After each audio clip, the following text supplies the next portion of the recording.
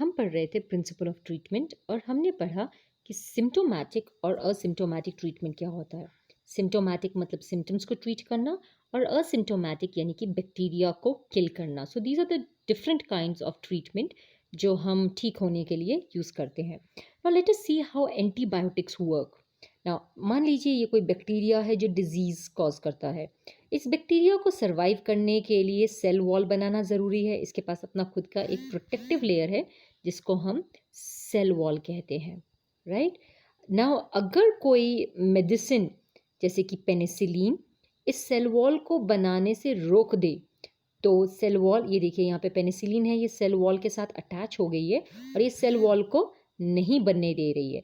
तो इस बैक्टीरिया के पास सेल वॉल नहीं बनेगा और ये बैक्टीरिया मर जाएगा। तो एंटीबायोटिक्स जितने भी होते हैं they stop any biochemical function.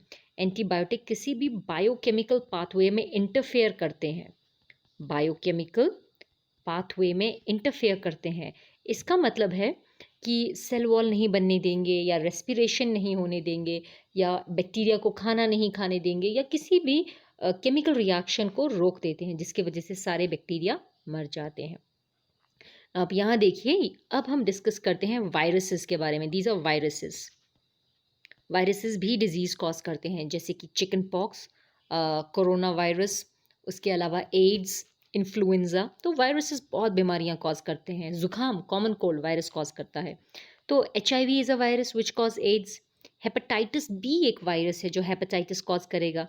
Ebola virus है जो इबोला नाम का डिजीज़ कॉज करेगा। एडिनो वायरस, इन्फ्लुएंज़ा जो ज़ुकाम कॉज करता है, एंड बैक्टीरियोफेज। बहुत तरह के वायरसेस होते हैं। अब प्रॉब्लम क्या होती है कि इन वायरसेस के अंदर सिर्फ एक RNA या DNA होता है और बाहर से एक प्रोटीन कोट होता है, दैट इज़ इट। अब वायरस न खाना खाते हैं, न वायरस पानी पीते हैं, वायरसेस न सांस लेते हैं, न ही उनका कोई सेल वॉल होता है। तो वायरसेस जो होते हैं वो लिविंग और नॉन लिविंग ऑर्गेनिज्म के बीच में एक ब्रिज का काम करते हैं। यानी कि वायरसेस जब तक किसी भी लिविंग ऑर्गेनिज्म के बाहर हैं तब तक वो नॉन लिविंग क्रिस्टल की तरह काम करते हैं। यानी वो नॉन लिविंग होते हैं, वो कोई काम नहीं करते, दे एक्ट एज क्रिस्टल्स। लेकिन यही वायरसेस जब किसी लिविंग ऑर्गेनिज्म के अंदर पहुंच जाए, जैसे ह्यूमन बीइंग के अंदर, तो वो डिजीजेस कॉज करते हैं, वो रिप्रोडक्शन करते हैं और डिजीज कॉज करते हैं। इसीलिए वायरसेस को हम ब्रिज कहते हैं between living and non living organism. Viruses के बाहर एक प्रोटीन कोट होता है जो प्रोटीन से बनता है और अंदर एक DNA हो सकता है या फिर एक RNA हो सकता है, दोनों नहीं होगी, या तो DNA या RNA। बाकी इसमें कुछ भी नहीं होता है। There is no cytoplasm, there is no cell wall, न माइटोकॉन्ड्रिया, कुछ भी नहीं होता है। एंड वायरसेस खाना नहीं खाते, वायरसेस सांस नहीं लेते, वायरसेस कहीं चलते नहीं हैं, वो हवा से या पानी से ट्रांसपोर्ट होते हैं। तो viruses can not exactly be categorized as living. अब क्योंकि वायरसेस के पास बायोकेमिकल पाथवे बहुत ही कम होते हैं तो एंटीबायोटिक वायरसेस को इफ़ेक्ट नहीं करते हैं। यानी कि वायरसेस को मारने के लिए एंटीबायोटिक्स नहीं होती हैं, कोई मेडिसिन्स नहीं होती। इसीलिए ज़ुकाम की कोई दवा नहीं होती है। आप ज़ुकाम अगर आप ज़ुकाम की दवाई खाओगे तो कहते हैं कि आप 7 दिन में ठीक हो जाओगे, और अगर आप ज़ुकाम की दवाई नहीं खाओगे तो आप 1 हफ्ते में ठीक हो जाओगे, ऐसा कहा जाता है। सो बेसिकली वायरसेस के लिए कोई दवाई नहीं होती है। एंटीबायोटिक वायरसेस को इफ़ेक्ट नहीं करते हैं। लेकिन आजकल कुछ ऐसी मेडिसिन्स बन रही हैं जिनको हम एंटीवायरल ड्रग कहते हैं, जो एड्स की बीमारी को थोड़ा सा कंट्रोल में रखती है। तो ऐसा नहीं है कि एड्स ख़त्म हो जाएगा या आप रिकवर हो जाओगे, लेकिन आप थोड़ा सा कंट्रोल में आ जाते हो।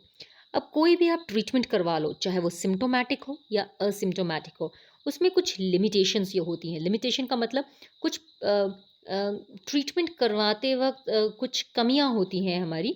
जैसे कि फर्स्ट, अगर एक बार आप बीमार हो गए, if you have a disease, तो आपका कोई ना कोई बॉडी फंक्शन डैमेज हो जाएगा जो कभी रिकवर हो सकता है कि नहीं करे। जैसे कि हेपेटाइटिस में लिवर डैमेज हो जाता है। एक बार जो लिवर डैमेज हो गया है, हो सकता है वो कभी भी रिकवर प्रॉपरली ना करे। ट्यूबरक्लोसिस में हमारे लंग्स डैमेज हो जाते हैं।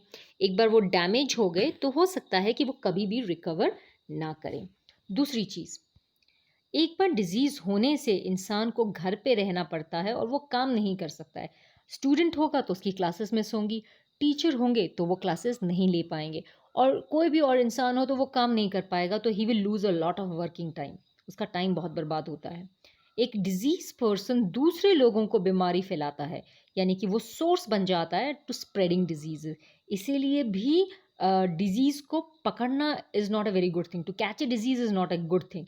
उसका ट्रीटमेंट मिले ना मिले वो अलग बात है। इसीलिए सबसे इंपॉर्टेंट है प्रिवेंशन ऑफ ए डिजीज, यानी कि डिजीज को प्रिवेंट कैसे करना है। Principles of prevention, this is very important. Disease होने ही क्यों देनी? डिजीज को प्रिवेंट करने के दो तरीके हैं, general and personal. General prevention का मतलब है जो पब्लिक सब लोग कर सकते हैं। फॉर एग्जाम्पल, एक्सपोजर से, डिजीज से एक्सपोज होने से बचें, यानी जिनको कोरोना है उनसे दूर रहें, अपने आप को थोड़ा सा आइसोलेटेड रखें, जिनको जुकाम है उनसे दूर रहे। हवा से होने वाली डिजीज़ यानी कि एयरबॉर्न डिजीज़ ऐसी चीज़ों से होती है जो फैलती है, यानी कि एयरबॉर्न डिजीजेस हवा से फैलती है, तो ओवर क्राउडिंग को प्रिवेंट करना चाहिए। वाटर बॉर्न डिजीज़ यानी पानी से फैलने वाली बीमारी के लिए हमें ड्रिंकिंग वाटर बॉईल करके पीना चाहिए। उसके अलावा अगर मच्छर के यानी वेक्टर से होने वाली डिजीज़ है तो हमें मच्छरों को मार देना चाहिए और अपने एनवायरनमेंट को क्लीन रखना चाहिए।